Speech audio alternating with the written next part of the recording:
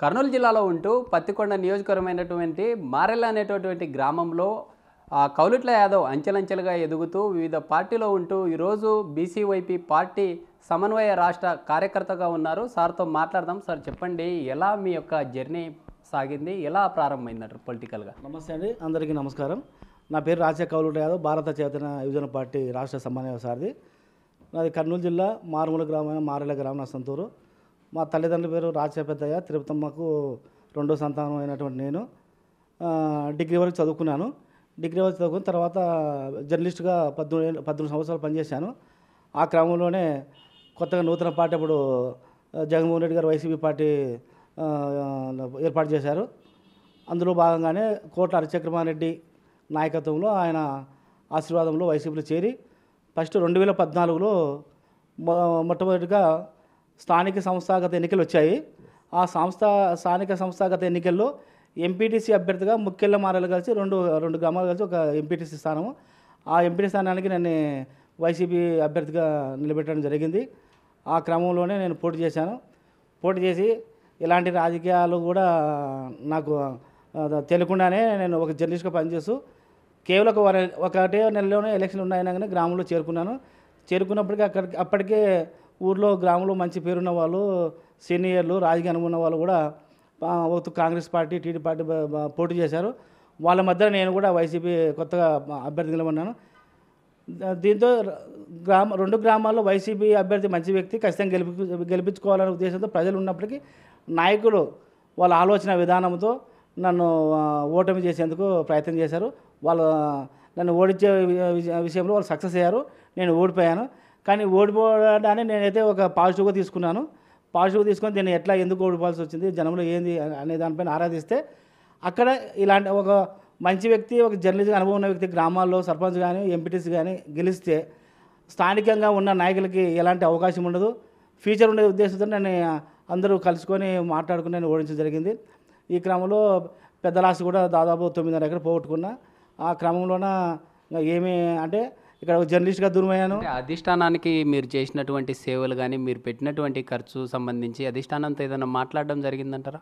అంటే గతంలో మీకు జరిగినటువంటి వాటికి సంబంధించి వైసీపీ గవర్నమెంట్ రాకపోవడం వల్ల అప్పుడు టీడీపీ గవర్నమెంట్ వచ్చింది 2014లో. ఆ క్రమంలో నేను మొత్తం పోగొట్టుకున్నాను. ఆ టైంలో పార్టీ ఎందుకు ఓడిపోయింది, దీనిపైన నిర్మాత్మకంగా తీసుకోవాల్సిన చర్యలు ఏమి, జాగ్రత్తలు ఏమి, ఎందుకు ఫెయిల్యూర్ అనే ఉద్దేశంతో కర్నూలు జిల్లాలో మీటింగ్ పెట్టారు. అప్పట్లో ప్రతిపక్ష నేతగా ఉన్న వైఎస్ జగన్మోహన్ రెడ్డి గారు మీటింగ్ పెట్టారు. ఆ మీటింగ్లో నేను ఒక స్క్రిప్ట్ తయారు చేశాను. పార్టీ ఎందుకు ఓడిపోయింది, నాలాంటి వాళ్ళు ఎంత పోగొట్టుకున్నారు, మా పరిస్థితి ఏంటంటే దానిపైన ఒక స్క్రిప్ట్ తయారు చేసి, అప్పట్లో మైసూరారెడ్డి గారు ఉన్నారు. మైసూరారెడ్డి సార్ చేతికి నేను నా స్క్రిప్ట్ ఇచ్చాను. సార్ ఒకసారి మీరు దీన్ని అబ్జర్వేషన్ చేయండి, మన పార్టీ ఎందుకు ఓడిపోవాల్సి వచ్చింది, ఏం కథ పైన వివరించాను. దాంట్లో క్లియర్గా నా బాధ, నా కష్టాలు, నష్టాలు కూడా ఆయన వివరించాను. వివరించి నా మొబైల్ నెంబర్ కూడా ఇచ్చాను. సార్ పెద్ద లాస్ కూడా నేను పోగొట్టుకున్నాను, కనీసం నేను జర్నలిస్ట్గా నాకు అనుభవం ఉంది, సాక్షి పేపర్లో నాకు అవకాశం నేను కూడా దాంట్లో మెన్షన్ చేసి చెప్పాను. అక్కడ నుంచి స్పందన రాలేదు. ఆ పేపర్ అయితే నా ఎదురుగే మైసూరారెడ్డి గారు జగన్మోహన్ రెడ్డి సార్కి ఇచ్చారు. ఆయన కూడా వాళ్ళ పేకి ఇచ్చినాడు, కొంత చూశాడు, అంత అబ్జర్వ్ చేసి అక్కడ. అదే లాస్ట్ నాకు స్థానికంగా నేతలు కూడా ఉన్న బలంగా చక్రపాణి రెడ్డి నా పార్టీకి దూరం కావడం వల్ల ఇంకా నేను ఏకాకైనట్లు అనిపించింది. తద్వారా కాంగ్రెస్ పార్టీలో మంచి పేరున్న నేతగా చక్రం చెప్తున్న వ్యక్తి చెరుకులపాటి నారాయణ రెడ్డి గారు వైసీపీకి ఇన్ఛార్జిగా వచ్చారు. ఆయన కాంగ్రెస్లో ఉన్నాడు, నేను ఆయన వ్యతిరేకంగా నేను ఓట్లేసాను. అంటే నేను వైసీపీలో ఉన్నాను, నారాయణ రెడ్డి కాంగ్రెస్లో ఉన్నాడు. మా అభ్యర్థి హరిచక్రమారెడ్డి రెడ్డి అన్న, ఆయన కోసం చాలా ఖర్చు పెట్టాను. మొత్తం ఎంపీటీసీ నుంచి ఎమ్మెల్యే ఎలక్షన్ వరకు నేను సొంత ఖర్చు పెట్టాను, భారీ ఖర్చు పెట్టాను.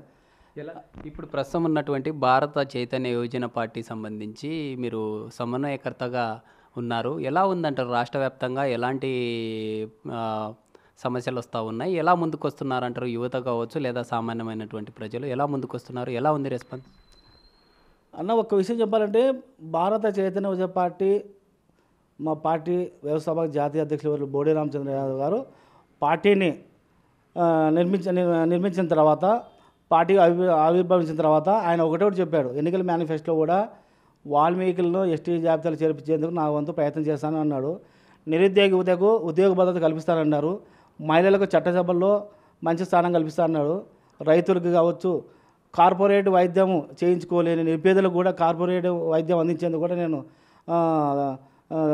చర్యలు తీసుకుంటానన్నాడు. తర్వాత విద్య కూడా మధ్యతరగతి కుటుంబాలకు చెందిన వాళ్ళు విద్యను పిల్లలు చదివించుకోలేని పరిస్థితి దిన పరిస్థితులు చాలామంది ఉన్నారు. వాళ్ళ పిల్లలు మంచి చదువుకోవాలని ఉద్దేశం ఉండొచ్చు, కానీ చదివించలేని పరిస్థితుల్లో తల్లిదండ్రులు ఉంటారు. అలాంటి వాళ్ళు కూడా కార్పొరేట్ విద్య అందించేది కూడా మేము ప్రయత్నం చేసాము కూడా మా అధ్యక్షుల వారిలో ఎన్నికల మేనిఫెస్టోలో పెట్టారు. ఇవన్నీ చూసి ప్రజల్లో ఒక మూడో ప్రత్యామ్నాయ పార్టీ పైన చూస్తున్నారనేది స్పష్టంగా అర్థమవుతుంది. ముఖ్యంగా విజయవాడలో కూడా 50,000 మంది నిరుద్యోగులకు జాబ్ మేళ పెట్టాడు. 1,00,000 మంది పైకి వచ్చారు. 1,00,000 మంది పైకి వచ్చి ఆ రోజు అక్కడ సిచ్యువేషన్ చూస్తుంటే చాలా బాధ అనిపించింది. రాష్ట్రంలో నిరుద్యోగం ఇంత ఉందా? ఏ ప్రభుత్వం కూడా మేము ఉద్యోగాలు ఇస్తున్నాము, యువతకు భద్రత ఇస్తున్నాము, నిరుద్యోగులకు అవకాశం కల్పిస్తున్నాము అని చెప్తున్నారు తప్ప అక్కడ సిచ్యువేషన్ చూస్తే ఆ రోజు మీరు జాబ్ మేళా కండక్ట్ చేయడం జరిగింది. అక్కడ అధికారంలో ఉన్నటువంటి పార్టీ కావచ్చు, లేదా అక్కడ ఉన్నటువంటి పోలీస్ వ్యవస్థ కూడా ఆ జాబ్ మేళాను కొంత ఇబ్బందులకు గురి చేశారు. మరి ఎలా ముందుకెళ్లారంటారు? అంటే యువత రోడ్డుకు వచ్చింది, ఉద్యోగాలు లేని ఆవేశంతో ఆక్రోశంతో ఉన్నారు. ఆ క్రమంలోనే మా అధ్యక్షుల వారిలో జాబ్ మేళా పెట్టాడు. అడ్డంకులు సృష్టించాలని ప్రయత్నం చేశారు, కానీ అక్కడ ఆ యువతని నిర్బంధించలేని పరిస్థితులు ఉన్నారు. నిర్బంధించలేని పరిస్థితులు ఒకవేళ నిర్బంధిస్తే కూడా ప్రభుత్వానికి కావచ్చు వాళ్ళకి చట్టపరిధి వస్తుందని ఉద్దేశం ఏమో, కానీ మొత్తానికైతే ప్రయత్నం చేసినా వాళ్ళ ప్రయత్నం అనేది సక్సెస్ కాలేకపోయింది. 50,000 మంది జాబులకు 1,00,000 మంది ఆదాపు వచ్చింటారు. 3 రోజులు అన్ని సదుపాయాలు ఏర్పాటు చేశాడు. చాలామంది కూడా ఉద్యోగాల అవకాశాలు వచ్చినాయి. దీంతో ఉద్యోగం వచ్చిన వాళ్ళు నిరుద్యోగులు చాలామంది సంతోషం వ్యక్తం చేశారు. వాళ్ళ తల్లిదండ్రులు కూడా చాలా బాధలో ఆనందం వ్యక్తం చేశారు. ఇన్ని రోజులు కానీ మా కొడుకులకు మంచి ఉద్యోగాలు వచ్చినాయి ఈయన నుంచి అని వాళ్ళు చాలామంది సంతోషం వ్యక్తం చేశారు. ఇదే దాన్ని భవిష్యత్తులో కూడా నిరుద్యోగ యుద్ధకు జాబ్ మేళ పెట్టే పరిస్థితులు కూడా ఉన్నాయి. ఇంతటితో ఆగలేదు, ముందు కూడా ఇలాంటివి ముందుకు తీసుకుపోతారు మా అధ్యక్షుల వారిలో. ముఖ్యంగా వాల్మీకులను కూడా ఎస్టీ జాబితాలో చేర్పించేందుకు కూడా 2 పార్టీలు వాళ్ళని కల్లిబోలి మాటలు చెప్పినాయి. ఎన్నికల్లో వాళ్ళ అవసరాలకు, వాళ్ళ స్వార్థ ప్రయోజనాల కోసం వాళ్ళు ఓట్లను ఉపయోగించుకున్నారు, కానీ తద్వారా వాళ్ళకి ఎలాంటి ఫలితం లేదు. ఈ క్రమంలోనే వాల్మీకి యువత ఒక తాటిపైకి వచ్చి రామచంద్ర యాదవ్ అన్న గారితో మాకు మద్దతు పలకండి అని హలో వాల్మీకి చలో కర్మల్ ప్రోగ్రాం కూడా నన్ను ఆహ్వానించారు. ఆయన చేతుల మీదే వాల్ పోస్టర్ విడుదల చేయించారు. ఆ క్రమంలోనే మొన్న 20వ తేదీ భారీ ఎత్తున కూడా ర్యాలీ దీక్ష బ్రహ్మాండం జరిగాయి. అంత 4.5 సంవత్సరాలు గడుస్తూ ఉంది వైసీపీ పాలనలో. ప్రజలకు ఎలాంటి సంక్షేమ అభివృద్ధి జరిగింది, ఎలా ఉందంటారు ఈ పాలనకు సంబంధించి? అంటే ఇప్పటికే రాష్ట్ర వ్యాప్తంగా ప్రజలు మార్పు కోరుకుంటున్నారా, లేకుంటే నాయకులు మార్పు కోరుకుంటున్నారంటారు? అన్న, ప్రస్తుత అధికార పార్టీ ఈ 4.5 సంవత్సరం కాలంలో వాళ్ళ పార్టీ వాళ్ళు కొందరు మాత్రమే ఈ ప్రభుత్వము కానీ ప్రభుత్వ పథకాలు కానీ ఉపయోగపడుతున్నాయి తప్ప అసలైన నిరుపేదలకు, అసలైన రైతులకు కానీ ఎలాంటి ప్రయోజనం లేదు. ఈ ప్రభుత్వంలో అరాచకాలు, అక్రమాలు, దౌర్జన్యాలు, దాడులు చాలా తీవ్రంగా పెట్టిపోయాయి. దీన్ని అణిచివేసే ప్రయత్నంలో ప్రజలు నిశ్శబ్ద విప్లవంతో ఉన్నారు. రాబోయే 2024 ఎన్నికల్లో వాళ్ళ ఓటును ఒక ఆయుధంగా ఉపయోగించుకొని ఈ ప్రభుత్వానికి బుద్ధి చెప్పే రోజులు దగ్గరలో ఉన్నాయి. ముఖ్యంగా మా పార్టీ అధ్యక్షుల వారిలో ఎక్కడ మీటింగులు పెట్టాలన్నా అధికార పార్టీకి చెందిన వాళ్ళు భయంతోనో లేకపోతే ఓడిపోతామనే ఆందోళన ఆవేదనతోనే తెలియదు, కానీ ఎక్కడ చూసినా మా అధ్యక్షుల వారి మీటింగులను అడ్డుకుంటున్నారు. అంతేకాకుండా పోలీసుల చేత దౌర్జన్యం చేపిస్తున్నారు, వాళ్ళ కార్యకర్తల చేత ఇంటిపైన దాడులు చేయిస్తున్నారు. అందులో భాగంగానే ఇంటిపైన దాడులు చేశారు, అత్యాయత్యం చేయబోయారు. ఇవన్నీ చూస్తుంటే రాష్ట్రంలో ప్రజలు గమనిస్తూనే ఉన్నారు. ముఖ్యంగా ఈ మధ్య కాలంలోనే పొంగనూరు నియోజకవర్గంలో రైతు వేరే కార్యక్రమంలోన ఒక మధ్యకాలంలో చూసాము, బోడే రామచంద్ర యాదవ్ పుంగనూరు సంబంధించినటువంటి పెద్దిరెడ్డి రామచంద్రారెడ్డి మీద కేంద్రానికి కూడా వాటి వ్యతిరేకత కావచ్చు, లేదా అక్కడ జరుగుతున్నటువంటి వాటికి సంబంధించి కంప్లైంట్ ఇవ్వడం జరిగింది. ఇప్పటికి కూడా కేంద్రం స్పందించలేదు. మీరేమంటారు సార్? కేంద్రానికి అక్కడ పెద్దిరెడ్డి రామచంద్రారెడ్డి గారు వ్యవహరిస్తున్న తీరు, ఆయన సంపాదించిన అక్రమ ఆస్తులపైన స్పష్టంగా నిర్దిష్టంగా కేంద్ర హోంశాఖ మంత్రి అమిత్ షా దగ్గర పోయి వివరించారు, ఒక ఫిర్యాదు చేశారు. అది దానిపైన వాళ్ళు పరిశీలిస్తున్నారు. ఈ ఈ ఫిర్యాదు అనేది కేవలం అంతటితో ఆగిపోదు. ముందు ఖచ్చితంగా దర్యాప్తు చేయబోతారు, చేస్తారు కూడా తప్పకుండా. అవినీతి అక్రమాలు చేసిన వాళ్ళని ఎవరిని చట్టం వదిలిపెట్టదు. దీనిపైన సమగ్ర విచారణ కూడా త్వరలోనే వేసే అవకాశాలు ఉన్నాయనేది కూడా స్పష్టంగా తెలుస్తుంది. ముఖ్యంగా మొన్న కూడా పోలీసులు విచక్షణారహితంగా మా కార్యకర్తని చెప్పుతో కొట్టి మా అధ్యక్షుల వారిపైన అనుచిత వ్యాఖ్యలు చేసి అతని పైన తీవ్రంగా దౌర్జన్యం చేసే పరిస్థితుల్లో ప్రమాదాలు కూడా ఏర్పడినాయి. దీని అందరికీ మొన్న గవర్నర్ గారు కూడా కలిశారు, ఆయన కూడా ఫిర్యాదు చేశారు. త్వరలోనే వాళ్ళపైన విచారణ చేసి తగు చర్యలు తీసుకుంటామన్నారు. కాబట్టి ఇవన్నీ ఇలాంటి సంఘటనలు ఒక పార్టీ రాష్ట్ర అధ్యక్షునికే ఈ విధంగా జరుగుతుంటే సామాన్య కార్యకర్తకు కానీ సామాన్య నాయకునికి కానీ ఈ వైసీపీ ప్రభుత్వంలో ఏ విధంగా న్యాయం జరుగుతుందనేది ప్రజలు గమనిస్తున్నారు. ఈ విధంగా చాలామంది ఇంకా దాడులు జరిగాయి, హత్యలు జరిగాయి.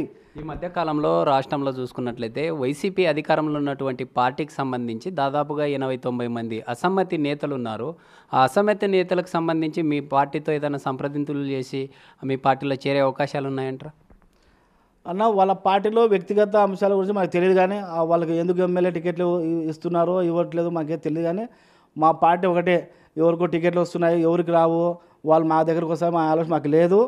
మేము ఎస్సీ ఎస్టీ బీసీ మైనార్టీతో అనే కాన్సెప్ట్తో భారత చైతన్య యువజన పార్టీ పురుడు పోసుకుంది. ఈ క్రమంలోనే గ్రామీణ ప్రాంతాల్లో ప్రతి వ్యక్తికి కూడా సౌదరాని వ్యక్తులకు కూడా దీనిపైన ఆలోచనలు పడ్డారు. ఈ పార్టీ గురించి ఒక మంచి ఆలోచనతో పార్టీ పుట్టిందని చాలామంది అనుకుంటున్నారు. మేమైతే ఎవరిని వాళ్ళు వస్తున్నారు వీళ్ళు వస్తున్నారు కాదు, మా అధ్యక్షుల వారు చేపట్టబోయే కార్యక్రమాలు చూసి కానీ ఆయన ఆలోచన విధానం బట్టి కూడా చూసి కానీ కొందరు నేను పర్సనల్గా వ్యక్తిగతంగా మన జిల్లాలో ఒక ఎమ్మెల్యే స్థాయి నాయకులను కూడా నేను కలిశాను.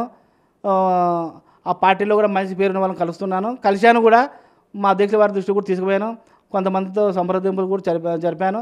10 రోజుల్లో క్లారిటీగా ఒక 2-3 మంచి లీడర్లు, వైసీపీ కావచ్చు టీడీపీ కావచ్చు, మంచి లీడర్లను అన్న దగ్గర తీసుకుపోయి వాళ్ళని తీసుకుపోయే బాధ్యత నేను తీసుకున్నాను. అందులో భాగంగానే వాళ్ళ చర్చల ఫలితంగా పార్టీలో చేరే అవకాశం కూడా ఉందని స్పష్టంగా చెప్తున్నాను. గతంలో చూసాము ఐఏఎస్ సంబంధించినటువంటి జేడి లక్ష్మీనారాయణ కావచ్చు, లేదా లోక్సత్తా పార్టీ ఉన్నటువంటి అతను ప్రవీణ్ కుమార్ ఐఏఎస్ గతంలో పార్టీలు పెట్టినటువంటి పార్టీలు వచ్చినట్లే వెళ్ళిపోయాయి. మరి రానున్న రోజుల్లో మీ పార్టీ ఎలా ఉండబోతుందంటారు? మా అధ్యక్షుల వారు పార్టీ నిర్మాణాత్మకంగా పార్టీని పెట్టారు. ఒక రోజుతో అయిపోయేది కాదు, 5 సంవత్సరాలతో ఓటమి చెందామని కుమిలిపోయి ఇంట్లో కూర్చునే పరిస్థితి మరి. జయప్రకాష్ నారాయణ లోక్సత్తా పార్టీ వ్యవస్థాపకమైనటువంటి లీడర్స్, అంటే ప్రజలకు నిజమైనటువంటి సేవలు అందించాలి, ఒక ఎడ్యుకేటెడ్గా వచ్చినటువంటి ముగ్గురు ఎవరైతే ఐఏఎస్ ఆఫీసర్లు ఉన్నారో అలాంటి పార్టీలు ఈరోజు కనపడని పరిస్థితులు ఉన్నాయి. కొత్తగా వచ్చినటువంటి పార్టీలకు పట్టం కట్టే అవకాశాలు ఉన్నాయంటారు ప్రజలు? ఇప్పుడు ఉదాహరణ చెప్తాను.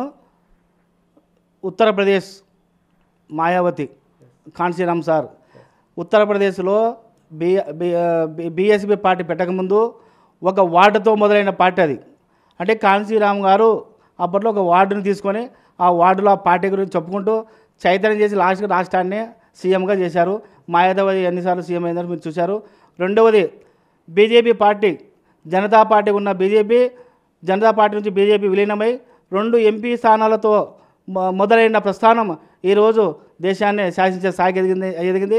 మూడవది దక్షిణాఫ్రికాలో నల్ల జాతీయుల కోసం వాళ్ళ హక్కుల కోసము నెల్సన్ మండేలా లాంటి వారు దాదాపు 35 సంవత్సరాలు 40 సంవత్సరాలు చెరసాలలో ఉండి వాళ్ళ హక్కుల కోసం పోరాడి రాష్ట్రకి రాజ్యాధికారం సాధించారు, అక్కడ అధ్యక్ష పదవి చేపట్టారు. కానీ ఒకటే రోజుతో ఈ అధికారం వస్తుందని మేము ప్రయత్నం చేయట్లేదు. మా అధ్యక్షుల వారు కూడా ఎంబడి మేము సీఎం కావాలని ఆలోచన లేదు ఆయనకు.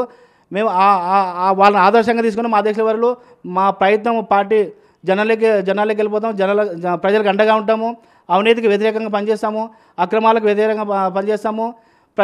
ప్రశ్నించే గొంతుకగా మా అధ్యక్షుల వారు ముందుండి పార్టీని ముందు తీసుకుపోతారు. తద్వారా ప్రజలే ఈ టీడీపీని వైసీపీ చూసి మూడో ప్రత్యామ్నాయంగా బీజేపీ పార్టీ చూసే అవకాశం ఉందని ప్రగాఢ నమ్మకం మాకుంది. ఈ 2024 ఎన్నికల్లో నా ఆలోచన ప్రకారము నేను అంటే పార్టీలో ఉండాలని చెప్పడం కాదు, కానీ ఒక జర్నలిస్టుగా నాకు తెలిసినంత మాత్రం నా ఆలోచన ప్రకారము మినిమం 10 ఎమ్మెల్యే స్థానాలు గెలిచే అవకాశం ఉందని నాకు నమ్మకం ఉంది, ప్రగాఢ నమ్మకం ఉంది. అందులో భాగంగానే మా అధ్యక్షుల వారు కూడా గెలిచే క్యాండిడేట్లకే టికెట్ ఉన్నారు. ఊగా వచ్చి టికెట్ల కోసం ఆశించబడి వచ్చి వాళ్ళకి లేదు. బాగా కాన్స్టిట్యున్సీల్లో ఎమ్మెల్యే అభ్యర్థులు నిలబడే వాళ్ళు జనాల్లో మంచి పేరుండి అన్ని విధాలుగా బాగున్నారంటే అలాంటి వాళ్ళని ఎంపిక చేసి వాళ్ళకి టికెట్లు ఇస్తున్నారు. గెలిపే ధ్యేయంగా ముందు పోతున్నాం. గతంలో చూసాం, గతంలో మీ ప్రాంతం అంటే వెనుకబడినటువంటి ప్రాంతము. మీ ప్రాంతానికి సంబంధించి గతంలో ఉన్నటువంటి వైసీపీ టీడీపీ కావచ్చు, మీ ప్రాంతానికి ఏదైనా మంచి అభివృద్ధి పనులు చేశాయంటారా?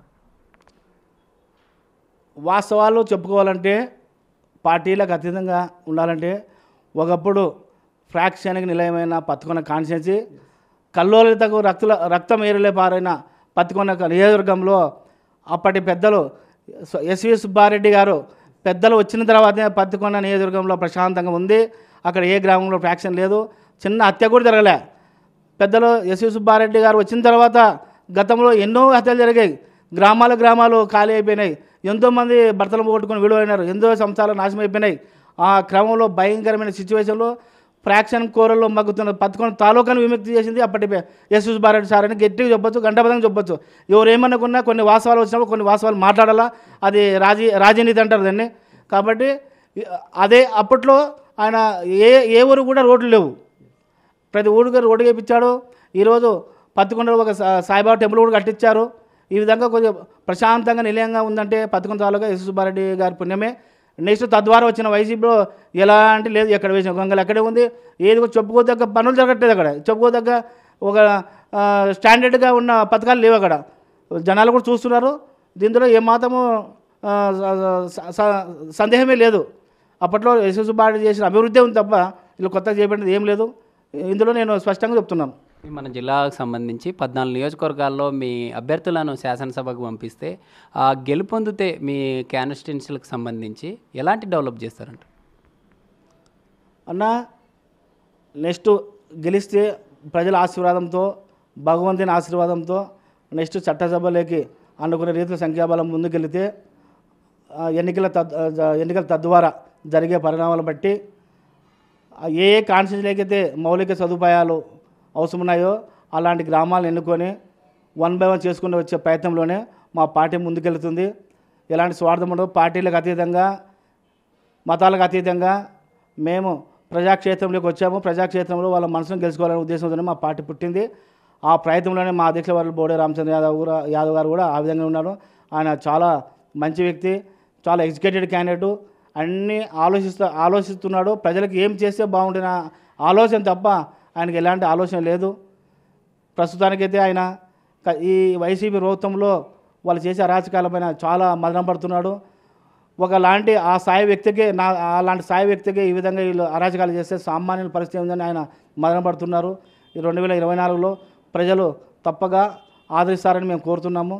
ప్రజలు కూడా తెలుసుకుంటున్నారు టీడీపీ ఏం చేసింది, వైసీపీ ఏం చేసింది, వాళ్ళు పోలీసులతో ఏ విధంగా దౌర్జన్యం చేస్తున్నారు ఏంటనేది ప్రజలకు స్పష్టంగా ఈరోజు వాళ్ళు ప్రశ్నించకపోవచ్చు, ఎదురు నిలబడి మాట్లాడకపోవచ్చు. ఒకవేళ మాట్లాడితే వాళ్ళపైన అక్రమ కేసు పెడతారని భయం ఉండొచ్చు. కానీ నిశ్శబ్ద విప్లవంతో 2024 వచ్చే ఎన్నికల్లో ఓటే ఒక ఆయుధంగా చేసుకొని అధికారాన్ని అడ్డం పెట్టుకున్న ఎవరైతే విరవిగారో వాళ్ళందరికీ తగిన బుద్ధి చెప్పే రోజులు దగ్గర పడ్డాయి. ప్రజెంట్ ఉన్నటువంటి ఈ ఆధునిక టెక్నాలజీ యుగంలో ఈ డబ్బు ప్రభావం ఎక్కువగా ఉంటుంది. అయితే కొత్తగా వచ్చినటువంటి పార్టీలకు ఇలాంటి అవకాశాలు ఉన్నాయంటారా? అన్న డబ్బే ప్రధానం కాదన్న. డబ్బు అనేది ఇప్పుడు ఢిల్లీలో కేజ్రీవాల్ పార్టీ పెట్టాడు ఫస్ట్లో, చీపురు గుర్తు. ఆయన దగ్గర డబ్బు ఉందన్నారా? డబ్బు లేదు. అక్కడ ఢిల్లీ ప్రాంతంలో విసుగు చెందారు ఆ పార్టీల పైన. విసుగు చెంది ఒక సాధారణ వ్యక్తి కేజ్రీవాల్ని గెలిపించారన్న. ఆయన దగ్గర డబ్బు లేదు. డబ్బు ఎవరికేమీ ఇవ్వలే, కోట్లు ఇచ్చేమీ గెలిచలేదు. కేవలం నిజాయితీగా గెలిచిన పార్టీ అక్కడ గెలిచారు వాళ్ళు. అందులో భాగంగానే మేము కూడా ప్రయత్నం చేస్తున్నాము. మేము కూడా ఆ విధంగానే పోతున్నాము. డబ్బే శాశ్వతం కాదు. డబ్బు అనేది ఇంపార్టెంట్ కాదు రాజకీయాలకు. ప్రజలు కూడా తెలివైన వాళ్ళు. ఆ ప్రజలు కూడా అన్నీ తెలుసు. ఎవరు ఎట్లా ఏ సందర్భంలో ఎవరిని మనం గెలిపించుకోవాలని కూడా తెలుసు జనాలకి. ఆ జనాల తీర్పుని బట్టి మనకు ఉంటుందని చెప్పి నేను స్పష్టంగా చెప్తున్నాను. ఎలా ఉంటుందంటారు? అంటే రాష్ట్రంలో 175 నియోజకవర్గాల్లో ఎలా పోటీ చేస్తూ ఉన్నారు? అయితే వీటికి సంబంధించి ఇప్పటికే అన్ని రకాలైనటువంటి వైసీపీ సంబంధించినటువంటి అభ్యర్థులను ప్రకటిస్తూ ఉంది. టీడీపీ కూడా లిస్ట్ రాబోతూ ఉంది. మీ అభ్యర్థులకు సంబంధించి ఎలా పోటీ చేస్తూ ఉన్నారు? అలా నెక్స్ట్ ప్రత్యామ్నాయ పార్టీ మాదే.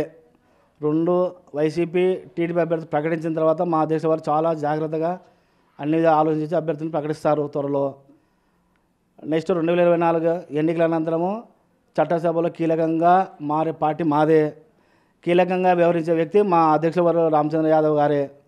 కర్ణాటక తరహాలో జేడీఎస్ అధినేత కుమారస్వామి ఏ విధంగా ఆ రోజు కాంగ్రెస్ పార్టీ మద్దతుతో అధికారాన్ని చేపట్టాడో అతి స్వల్ప సంఖ్యాబలంతో, అదేవిధంగా ఆ రోజులు రావచ్చనే నమ్మకం అనేది ఆశాభావాన్ని నేను వ్యక్తం చేస్తున్నాను. బోడే రామచంద్ర యాదవ్ మన తిరుపతి రాయలసీమ సంబంధించినటువంటి జిల్లాల్లో ఎక్కువగా అతని పేరు వినిపిస్తూ ఉంటుంది. అయితే కోస్తాలో దీని ప్రభావం ఉంటుందంటారా బీసీవై పార్టీ సంబంధించి? అన్న ఓన్లీ రాయలసీమ వరకే పరిమితి కాలేదు పార్టీ. నేను చెప్తున్నా కదా, నిశ్శబ్ద విప్లవం ఇది మా పార్టీ. ఇప్పుడున్న అధికార పార్టీ ఆగడాలకు, దౌర్జన్యాలకు, అరాచకాలకు తట్టుకోలేని పరిస్థితుల్లో ప్రజలు నిలున్నారు. సామాన్య లీడర్లే భయపడి చేస్తున్నారు. ఇప్పుడు మాలాంటి పార్టీ అధ్యక్షుల పైన దౌర్జన్యం చేసినప్పుడు సాధారణ వ్యక్తులు ఇండ్లలోకి రాని పరిస్థితులు ఉన్నారు. అలాంటి వాళ్ళు నిశ్శబ్ద విప్లవంతో ఉన్నారన్న. నిశ్శబ్ద విప్లవమే నెక్స్ట్ రాజకీయ రూపంలో మా పార్టీని ఆదరిస్తారని మేము అనుకుంటున్నాము. ఇది ఖచ్చితంగా జరుగుతుంది. భగవంతుని దయతో మా అధ్యక్షుల వారు 2024లో చట్టసభలో ప్రధాన భూమికి పోషించే అవకాశాలు కనబడుతున్నాయి. బోడే రామచంద్ర యాదవ్ రాష్ట్రంలో జరుగుతున్నటువంటి ఆ అరాచక పాలన కావచ్చు, పార్టీకి సంబంధించినటువంటి వైసీపీ అనుసరిస్తున్న విధానాలకు సంబంధించి అనేక సార్లు కేంద్రానికి ఫిర్యాదు చేయడం జరుగుతూ ఉంది. రాష్ట్రానికి సంబంధించినటువంటి ఆ ప్రభుత్వ అధికారులకు కూడా చెప్తున్నప్పటికీ ఎలాంటి స్పందన లేదు. ఎలా చూస్తారు దీన్ని? అన్న, ప్రస్తుతానికి ఫిర్యాదు చేసినా వాళ్ళు పట్టించుకోలేదు అనేది స్టేట్లో అనేది మీరు అనేది వాస్తవం కావచ్చు. కానీ చట్టం అనేది ఏ రోజుకి ఒకరికి చుట్టం కాదు. నిదానంగా అయినా వాళ్ళ పైన విచారణ చేస్తారు. అప్పుడు బాధ్యులైతే కఠిన చర్యలు కూడా తీసుకుంటారు చట్టపరంగా. దీంట్లో ఎలాంటి సందేహం లేదు. ప్రస్తుతానికి వాళ్ళు కాలయాపన చేసే ప్రయత్నంలో చేయొచ్చు, కానీ ఆ ఫిర్యాదు నుంచి తప్పించుకునే పరిస్థితి అయితే లేదు. ఓవరాల్గా మన జిల్లాకు సంబంధించి ఆ ప్రాజెక్టుల విషయం కావచ్చు, లేదా గత ప్రభుత్వాలు ఎలా చేశాయి, అంటే ఇప్పుడున్నటువంటి రానున్న రోజుల్లో ఎలా ఉండబోతుందంటారు? అంటే మన పశ్చిమ ప్రాంతంలో ఉన్నటువంటి ఈ 6 నియోజకవర్గాలు ఏవైతే ఉన్నాయో ఆ నియోజకవర్గాలకు సంబంధించి ఎలా ఉండబోతుందంటారు? అన్న, ప్రాజెక్టులు అనే విషయము అప్పట్లో మీ పక్కన నియోజకవర్గాల పక్కన ఇటు మంత్రాలయం కావచ్చు, ఆదోని, ఆలూరు పక్కనే ప్రాజెక్టులు అంటే తుంగభద్ర ప్రవహిస్తూ ఉంటుంది. నిత్యం కరువు వలసలతో సతమతం అవుతూ ఉంటారు ప్రజలు. వారి కోసం ఏదైనా తాత్కాలికంగా ఏదైనా అభివృద్ధి చేసే ఆలోచనలు ఏదైనా ఉందంటారా మీ పార్టీ? అన్న, పెండింగ్ ప్రాజెక్టులు ఉన్నాయి. కొంతవరకు వైఎస్ రాజశేఖర గారు ఉన్నప్పుడు ప్రాజెక్టులు పూర్తయ్యాయి, కొన్ని మిగిలి ఉన్నాయి. ఆ ప్రాజెక్టులు పూర్తి చేయడంలో ప్రజెంట్ వైసీపీ ప్రభుత్వం విఫలమైంది. ఏదైతే వైఎస్ఆర్ అతని పేరుతో అతను ముందు పెట్టి ఆ నినాదంతో ముందుకొచ్చిన వైఎస్ జగన్మోహన్ రెడ్డి గారు ఈరోజు ప్రాజెక్టులు కూడా పూర్తి కాలేదు. ఆ ప్రాజెక్టు ఓన్లీ ప్రారంభం వరకే శంకుస్థాపన వరకే పరిమితమయ్యాయి. ఇక్కడ ఆలూరు కాన్స్టిట్యున్సీలో కూడా భూమి పూజ చేశారు తప్ప ఎలాంటి పురోగతి లేదు. ఉన్న ప్రాజెక్టులే సక్రమంగా రైతులకు నిరందించలేకపోతున్నాయి. కొత్త ప్రాజెక్టులు ఏ విధంగా తెస్తారనేది కూడా అనుమానం కలుగుతుంది. ఎలా ఉందంటారు? అంటే రానున్న రోజుల్లో మీరు మన జిల్లా నుంచి ప్రాతినిధ్యం వహించే అవకాశాలు ఉన్నాయా, లేదా మీరు రాష్ట్రానికి సంబంధించి సమన్వయకర్తగానే ఉంటారా?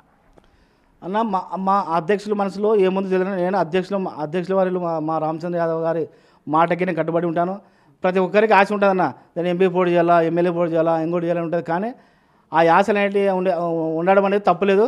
కానీ అది ఎవరికి ఇవ్వాలి ఏం కదా అనేది మా అధ్యక్షుల వారి మనసులో ఉందన్న. అది ఆయననే వెల్లడిస్తాడు. ప్రస్తుతానికైతే నేనైతే ఏం ఆశ పెట్టుకోలేదు. పార్టీ డెవలప్ చేయాలా, మా అధ్యక్షుల వారిని చట్టసభలు చూడాలని నాకు పెద్ద కోరిక, సంకల్పం కూడా ఉంది. తద్వారా ఆయనకు ఆలోచన ఏదైనా ఆ రోజు అనిపించిందంటే ఆ రోజు ఆ పరిస్థితిని బట్టి ఆలోచిస్తానన్న. నేను ప్రస్తుతానికైతే నేను మా అధ్యక్షుల వారు చట్టసభలోకి వెళ్ళాలా, ఒక 10 మంది వెళ్ళాలా, మా అధ్యక్షుల వారు మంచి ప్రధాన పాత్ర వహించాలా అనేదే తప్ప నాకు ఎలాంటి లేదన్న. ఇది స్పష్టంగా చెప్తున్నా. భారత చైతన్య యువజన పార్టీ ఇటీవల ఏర్పడినటువంటి రాష్ట్రంలో జరుగుతున్నటువంటి పాలనకు సంబంధించి అనేక రకాలుగా పోరాటాలు చేస్తూ యువత కావచ్చు, లేదా అన్ని రకాల సామాజిక ప్రజలతో కలుస్తూ ముందుకొస్తుంది. అయితే రానున్న ఎన్నికల్లో కూడా దాదాపుగా 175 నియోజకవర్గాల్లో ఇప్పటికే తమ అభ్యర్థుల కసరత్తునైతే మొదలుపెట్టింది. చూడాలి రానున్న రోజుల్లో శాసనసభకు సంబంధించినటువంటి స్థానాల్లో గెలిచి ఖచ్చితంగా తమ గొంతును వినిపించే విధంగా ముందుకెళ్తాము. అదే దిశగా బోడే రామచంద్ర యాదవ్ సంబంధించినటువంటి పార్టీ అధిష్టానం కూడా ఆ దిశగా ముందుకెళ్తుందంటూ కూడా తెలుపుతున్న పరిస్థితి. వీడియో జర్నలిస్ట్ సురేష్తో శ్రీరామ్, బిగ్ టీవీ, కర్నూలు.